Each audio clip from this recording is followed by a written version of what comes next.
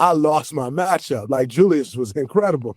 Destroyed And you, bro. he played great basketball. And He did. honestly, like, some of the shots he was taking was shots that you want him to take, and he made them. You know what I'm saying? Yeah. And like, he was a tough cover. One of the tougher covers I've had in the playoff series. Julius Randle destroyed Draymond Green's legacy. Draymond Green talks about getting destroyed by Julius Randle. Check out what he had to say, and then I'll come back with my comments. Julius played great.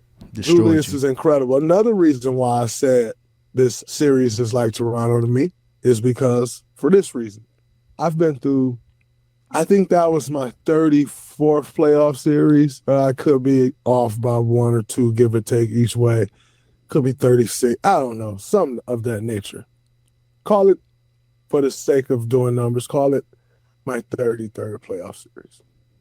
The only other playoff series where I felt like I lost my matchup like that, I didn't completely dominate my matchup, take over my matchup. The only other series really in my career where I feel like I lost my matchup was Toronto. I felt like I lost my matchup to Pascal Siakam. Game 1, he crushed me. Game 2, I stifled him.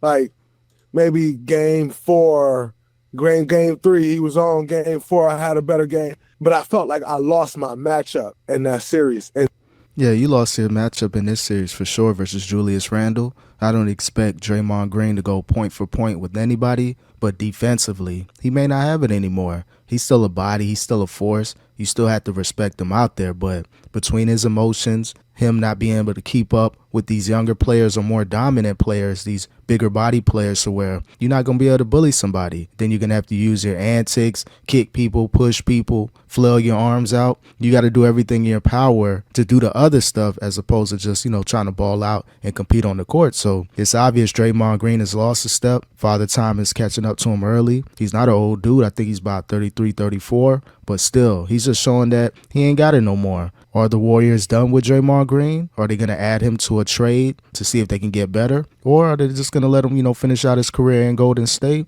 Not to say he's a bum or completely trash, but he doesn't need to be a starter anymore. I think he needs to be one of those role players if he's going to remain on the Warriors even after this contract. I think they need to explore that option. And this series also reminds me of that series because it's also a series where I don't feel like I lost my matchup. I lost my matchup. Like, Julius was incredible. Destroyed you, bro. He played great basketball. And He honestly, did.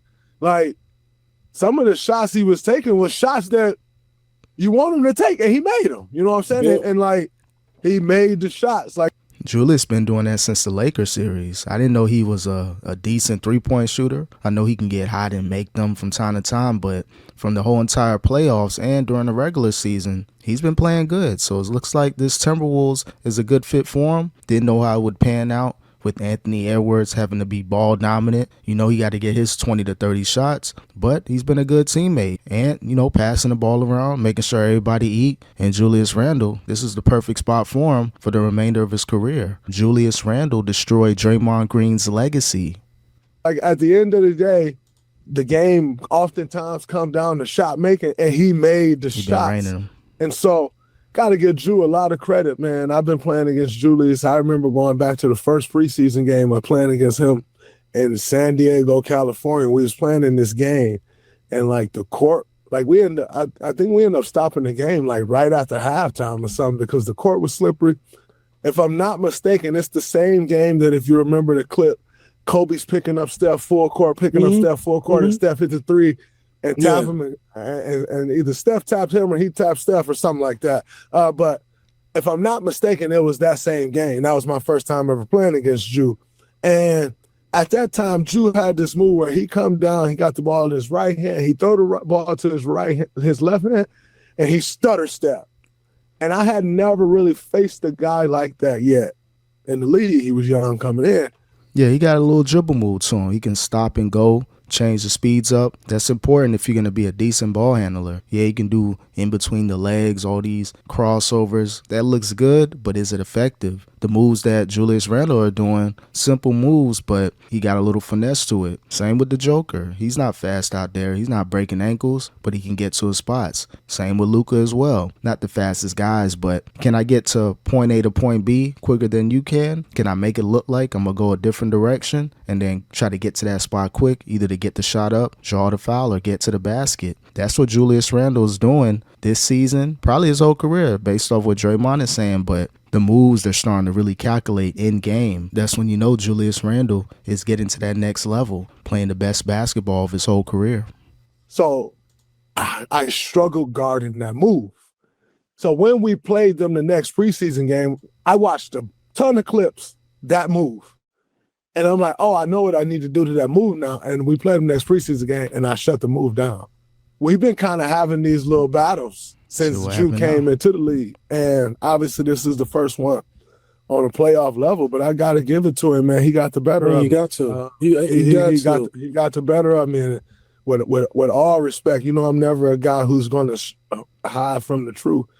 He was a tough cover, one of the tougher covers I've had in the playoff series.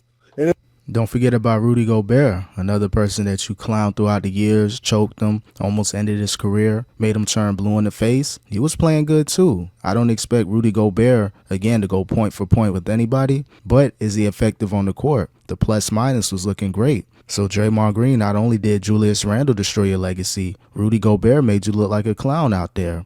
Again, no disrespect, still an all-time great, at least as a Warrior. But when you got Rudy Gobert, Julius Randle, making it look like you shouldn't be in the NBA any longer, Dre got to look in that mirror. He got to calm his nerves, stop getting these random texts, and stay locked in the game. You winning 4 championships doesn't mean people are going to bow down to you. You still got to go out there and ball out and compete against the young guys. It was very interesting because it did not feel like that series was as physical as the Houston series. No, it was more physical. It just wasn't all the bullshit shenanigans. Like, they got a greater level of respect for y'all. Facts. Even when Steph went out, right? Mm-hmm. That, like, I will say this. You have to watch Minnesota play in order to appreciate. You said something about Ant. Ant gets his money. Yeah. And he gets his money with everybody else getting their money too. And I didn't know that. They can beat you in so many different ways. And not only, like, the three is not they live or die. Because Ant go to the home, McDaniel go to the home, Nas Reed go to the home. You know, Kylie still can penetrate, you know, pull up, run, pick and roll. So they got a couple different styles. And then adding Julius Randle, who's my boy, that's my young dog. Great offense, beat great defense all the time. The Minnesota Timberwolves looking like a complete team out there. A veteran point guard. You got Anthony Edwards, great teammate. Always talks great in these post-game interviews. Kind of brings everybody along. So he's showing his leadership. You got Rudy Gobert that's going to man the paint, be the main player on defense as far as players that are trying to get to the lane. Julius Randle, again, playing the best basketball of his whole career. Jaden Daniels or McDaniels, whatever his name is. Great wing defender. And can make that corner three-point shot. So I disagree, but it did that time. All the time. Great, like it did. All the time. If you play the greatest. That is a cliche saying that I disagree with, but it definitely did this time. Man, I as a defender, there's been times where I've played the best defensive possession on Allen Iverson, and he made the shot. No, yeah, that's great, but then there's times where you played the best defensive possession and shut guys down. So I just disagree with the statement. It's a very cliche statement that I understand what people are saying, but I disagree with. But this time, no question.